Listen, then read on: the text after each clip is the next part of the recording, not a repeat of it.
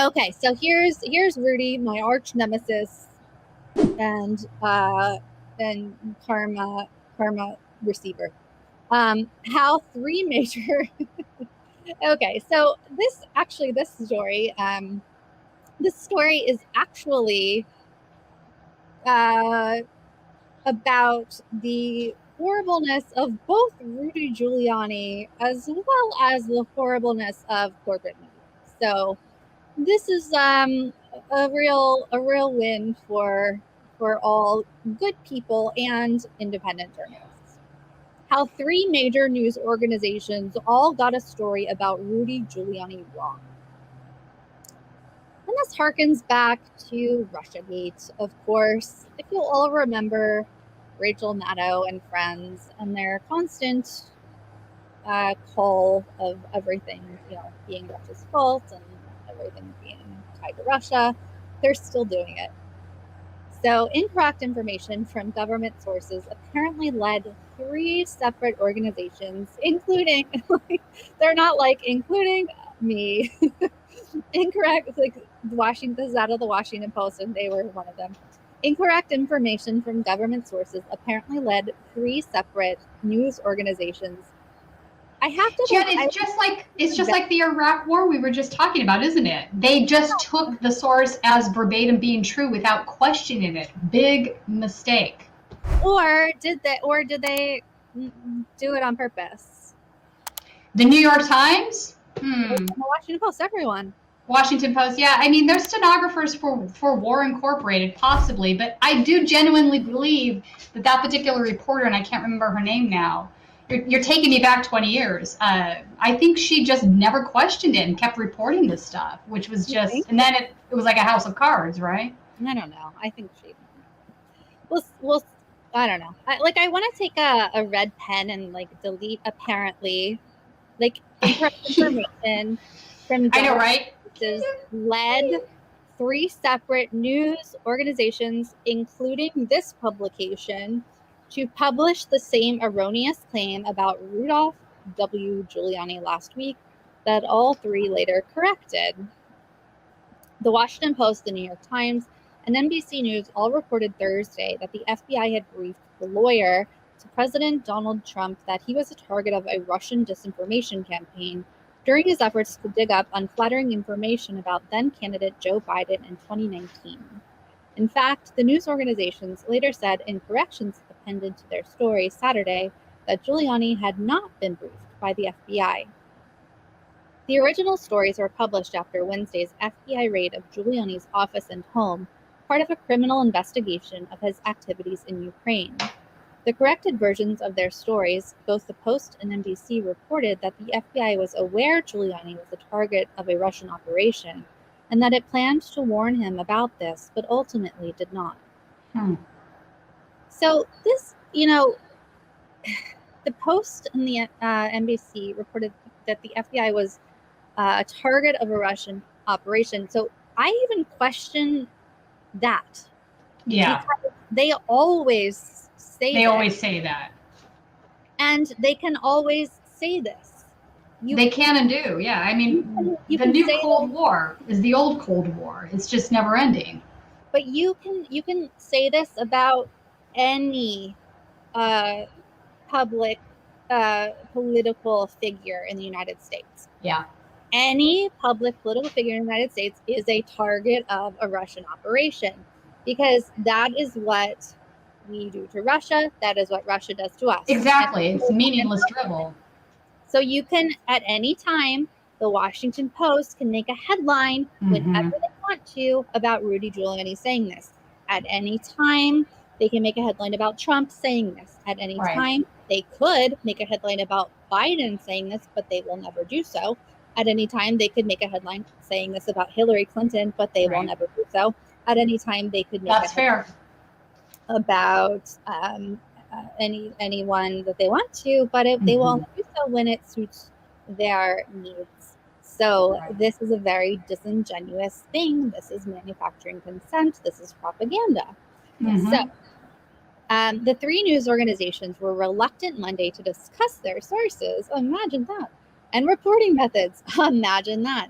Why would you be reluctant to discuss your reporting methods? That is very sketchy.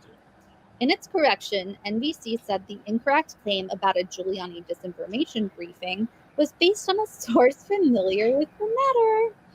But a second source now says the briefing was only prepared for Giuliani and not delivered to him, in part over concerns it might complicate the criminal investigation of Giuliani. The Washington Post, which was the first to present the briefing claim, originally cited several current and former U.S. officials and people familiar with the matter as the sources of information it later retracted. But it appears that competitive pressures and a lack of response from Giuliani and his representatives on deadline helped push the stories in the wrong direction. What an admission! That's amazing. That is amazing.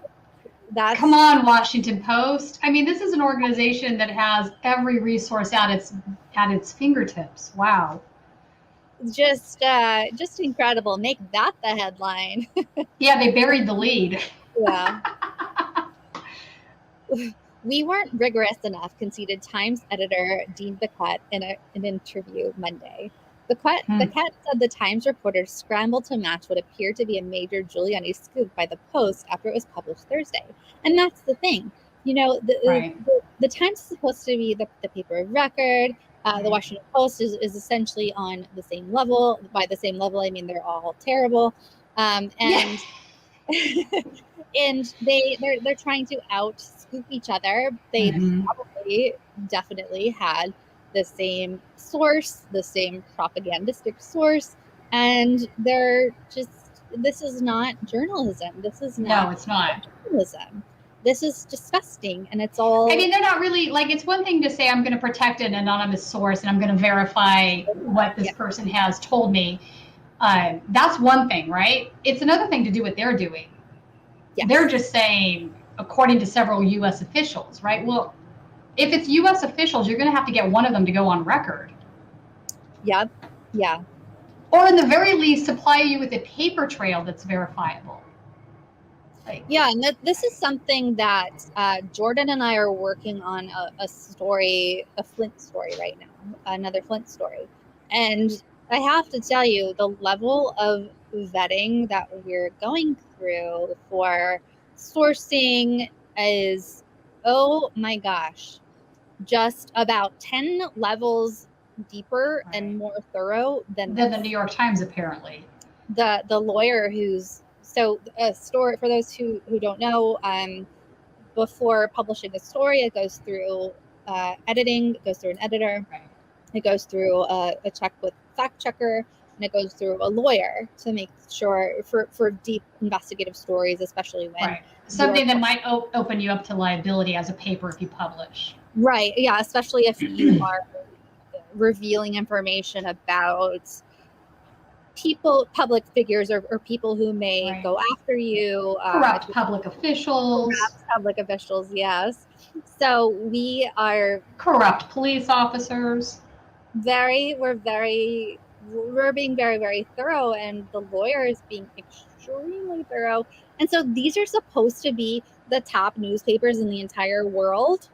And I tell you what, Jen, if we came to them with a really fully vetted story, they would not print it as easily as they printed this. No. They would probably give us a hard time. That's what slays me. You know what I'm saying? We've tried. Oh, see, exactly, right? The New York Times tried to steal our story once, but that's about it. That does not shock me.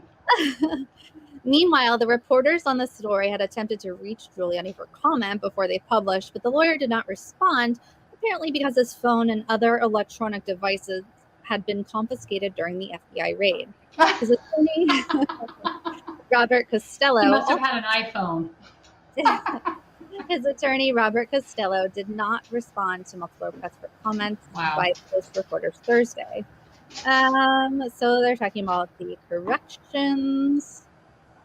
So they're also saying the Post initially said OAN, One America News, which is God, like the worst. Well, between that and Newsmax. had been warned by the FBI as well. And I think OAN might be worse, actually. Yeah, so that's what it might be. So they're saying that they potentially withheld the information from Giuliani after all because it might compromise the investigation. But what reason would there be for withholding that information from OAN? So this is a bizarre. That is bizarre. That is really bizarre. Yeah. Really? Yeah. I gotta ponder that one. And then this is what happened. CNN also picked up the inaccurate Post story, repeating its inaccurate claim during a segment Friday. So all of these outlets pick each other's story up. Right. Well, if one publishes it, it gives cover for the second. That's sort of how the house of cards goes. You know what I'm saying? Right. Well, the Washington Post editors are going to say, well, the New York Times picked it up. We're safe. There's a degree of safeness to the story now. Yeah. Well, and I have to wonder, was this on purpose that they published this, or was it truly a mistake, or was the source truly mistaken? So was it on purpose for the headlines? Because people don't really read the retractions.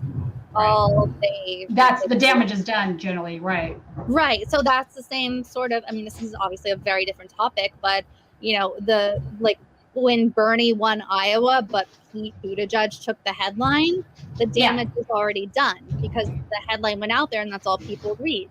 So with Giuliani, the headline went out there, the damage is already done. Obviously, I don't care about any damage to Giuliani, but I do care about truth in journalism. So I don't know what happened here, but it's fishy. Well, it is fishy, and then of course they always hand the football back, the toxic football, I should say. Like, you're now kind of validating his claims of fake news. Yes. I mean, that's the worst part. Hope you enjoyed that last video. Hop on over to statuscoup.com where you can sign up for our email list and become a member for as low as $5 to $10 a month. Membership is how we grow. That's statuscoup.com/join. And remember, join our email list so we can grow the revolution with you.